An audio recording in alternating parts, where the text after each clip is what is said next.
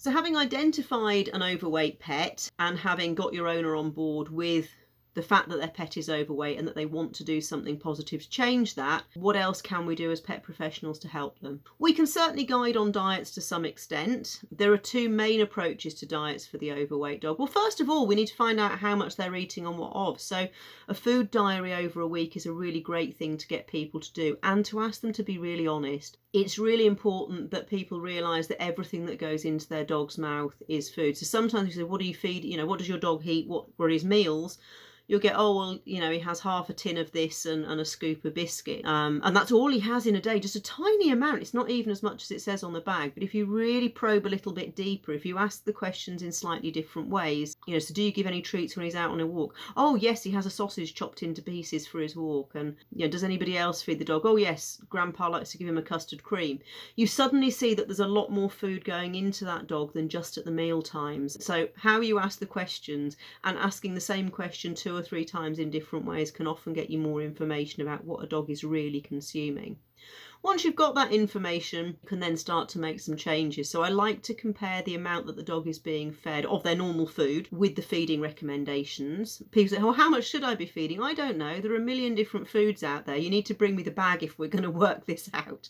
And that might not be an area that you want to get into. You might want to refer them on to somebody else to do that work, to work out what the calorie requirement for that dog is and what the calories coming from the food that it's eating are.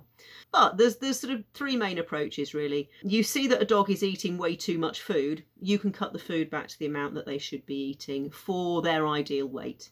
So if they're eating 400 grams of dried food a day and they should be eating 200, Bob's your uncle. I think if you feed them the appropriate amount, they're going to lose weight. And that's, that's the same for me. If I've put on weight, I know it's because I'm eating too many cakes. Cut out the cakes, it should get thinner. If you've got a dog which is not eating hugely excessive amounts, then we've got to think about slightly restricted calorie diets.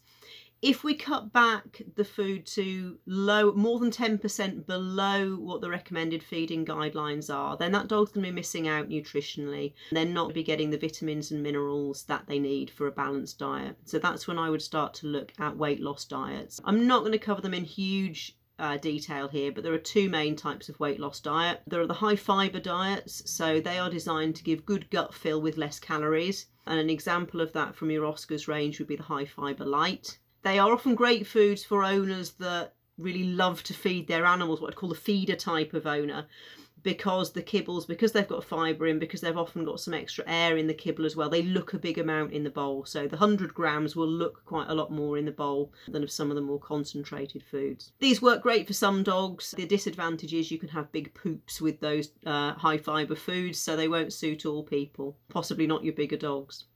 The other approach that we can take is to look at a high protein, moderate fat diet. So they're not really keto for dogs. Dogs don't really do keto, but we're aiming to make the dog feel full, to tackle its satiety, is the technical term, by providing more protein and fat. So protein and fat tell the dog's brain that he's eaten, that he's full. These foods will generally produce a lower quantity of poop, which can be appealing for some owners, but the downside is that they often don't look as much in the bowl. They don't look as big a meal, although the dog will be satisfied by them. So again, from the Oscars range, we might be looking at the Pinnacle of Life is probably the one that I would look at for those dogs. What about breakthrough? Well, breakthroughs would kind of sit in the middle. It would be in my kind of ordinary dog food level. So what do we do if we've got an overweight dog where we want to use breakthrough? If the owner is feeding too much breakthrough, obviously cut them back to the suggested recommended amounts. If they're feeding the recommended amounts and the dog is overweight, honestly, I think I would just feed it the breakthrough at the normal amounts and deal with the weight problem later on. Know that the weight problem is there, but for me, if I'm dealing with dogs with problem behaviours and emotional disorders, I actually want to fix those before I really deal with their diet and deal with their weight problems. It may be that by improving the emotional state of the dog, making them feel happier and improving their outlook on life, that actually we will start to see them lose weight anyway. So if a dog has been really reactive to other dogs, hates going out on walks, or the owner hates taking them out on walks, If we can use breakthrough to improve their emotional state, we then work on their reactivity and the owner starts enjoying taking the dog for walks, the dog's going for longer walks, they're going to lose weight naturally. So if I've got a choice between dealing with a problem behaviour and dealing with weight, I'm always going to deal with the problem behaviour first, and then when we've got that under control, we can redouble our efforts on the weight if we need to. So, you know, pick your battles. So some of my top tips for weight loss. Like I say, the first one is work out how much food they should be feeding. The second is to make sure that they are eating that amount. It's all very well saying, oh, your dog should eat 200 grams of this dry food a day. But how is the owner going to measure that? 100%, I'm going to say go out and buy some cheap scales. 100%. Measuring cups are highly inaccurate, especially if you're dealing with small dogs with small amounts of food.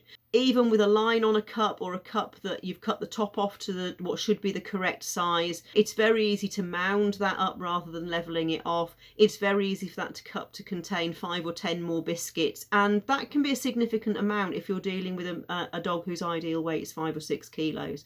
So I now weigh out the dog food for all my dogs. It doesn't take any longer. Scoop it out the bag, pour it into the scales, make sure it's the right amount, pop it into their dog bowls on the days that they're eating dry food. So scales, 100%, and it's a dead easy way to do it. If somebody else is caring for the dog, weigh it out in little baggies. That's been a very successful approach for my mum with her Labrador when she goes into kennels. We've got to think about a treat allowance, especially if we're trainers and behaviourists especially. We're going to be using food to motivate these dogs in other things for other parts of their training. So again, I've got a couple of things that we can do here. You can take some food out of the allowance. So if a dog's food allowance is 200 grams of dry food a day, you might decide that they're going to have a third of that for breakfast, a third of that for dinner, and the rest of it is for use as treats through the day. You might want to have an allowance of slightly higher value treats. Again, if you're using breakthrough, then we should only be using the train up treats there, but give owners a sort of a ration. You know, you're allowed to use 10 grams of treats a day or 20 grams of treats a day.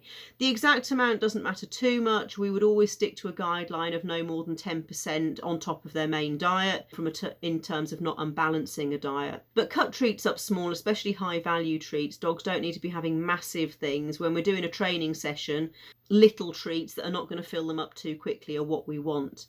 If you've set, you know, a 20-gram ration of treats and then 2 or 3 months down the line weight loss stops, there's no reason that you can't then cut that treat ration back a little bit. But it's not so much what they have, it's sort of saying, well, this is the amount that you've got each day, so that it is measured and managed. And again, weigh it out, put it in a little pot, that's your treats for the day. Think about low calorie treats, which are also high value, so lean chicken, lean fish. There are lots of commercial low-calorie treats out there, and there'll be several available on the Oscars site as well. But also think outside the box a little bit. Carrot, broccoli stalks. Weirdly, dogs really seem to enjoy these sort of things, so it doesn't always have to be dog treats as such. And as I say, a lot of dogs will work. If you've got highly food-motivated breeds like Labradors and Golden Retrievers and Beagles, they're probably going to do a lot of work, a lot of training for just their pure kibble. A lot of owners become worried that their dogs sort of have emptied the bowl in no time at all and then are sort of bored and hungry and looking for more. And that is a bit of a problem. It takes a while for the brain to recognise that there is enough food in the stomach, and certainly the satiety centres need the body to start digesting that thing and go, oh, we've eaten quite a bit of protein, we've eaten some fat, we don't need any more food. So if dogs are eating a small quantity and really quickly, they will still feel hungry because their brain hasn't been told, that the stomach hasn't told the brain yet that it is full and that it needs to stop eating. So things that we can do here, scatter feeding is excellent. It also adds, because eating is pleasurable, eating has to be pleasurable or we wouldn't do it, dogs wouldn't do it. And so because it's pleasurable, we want to do too much of it. So make meals last longer and let dogs have more fun doing them. So if we can introduce foraging, dogs generally like to hunt and sniff and forage, brilliant. So scatter feeding out in the garden with dry food, fantastic. Stuffing food into feeding toys. There are variations like the Buster Cube, which I think is available in the Oscars shop. You can put bits of kibble into. Slow feeding bowls, which slow down the dog's eating. They've got to wheedle the little kibbles out of a maze of food. All of those are fantastic. Again, I wouldn't say feed all of the food this way, it can be too frustrating. It's not fair for dogs to have to work for every morsel, but perhaps giving some of the food in a bowl and then making them work for the rest of it, or giving them one easy meal a day, maybe they work for their evening meal, is a really good way to slow down eating and basically allow the brain to realize that they're full, as well as fulfilling a lot of those more emotional and mental needs to do dog stuff, to forage, to pull stuff apart, to chase toys around, that sort of thing. Adding that into feeding can make meal times, a smaller meal time, just as satisfying as a big one. And as probably mentioned before, something that I think is where, as especially trainers and behaviourists can really make a difference, is in changing how owners interact with their dogs. So alternatives to treats. We don't always have to give a food treat. If a dog plays really well, you can whip out a tuggy to reward them for walking past a snarly dog or a, exciting looking cat. With sort of terrier types and dogs that like to chase, we can whip out a furry thing on a string, a flirt pole, or sort of what I call rat on a string, and run that about for them to chase. So that is not only something that they find rewarding that makes them feel good, it's actually getting a bit of extra exercise in there as well. Or it could be, if it's more sort of this is our chill out on the sofa time, it could be that instead of giving a biscuit, you do some grooming or have that sort of physical contact time with the pet as well. So sometimes I find, sort of with my dog behaviour hat on, that I'm actually more changing the human behaviour than changing dog behaviours. Finally, how do we keep our pet owners motivated? Weight loss can be slow. In humans, in dogs, whatever species we're looking at, weight loss can be slow and it can be frustrating. I think it's really useful to keep charts. So keep charts of weight. Body condition obviously is going to change less quickly, and measurements. The measurements can be particularly useful if the dog's doing more exercise, because as they build muscle, we might not see the numbers on the scales shifting as quickly, but what we should see is the dog becoming a better shape, so losing weight around the neck, losing weight especially around the waist. Little diaries of how the days are going. People might just notice that their dog seems to have more energy, is enjoying their walks more now that they've lost more weight. And photos can be really useful, taking really good sort of before and after and through the weight loss process. Shots can be really motivating for owners. Don't be frightened if you think a pet that comes to see you is overweight. Please have that conversation. Never make owners feel guilty. Always listen to the reasons that these things have happened. Life gets on top of people. Nobody wants to have a fat pet. But yeah, be brave. Go into the new year helping pet owners get their dogs down to an appropriate size.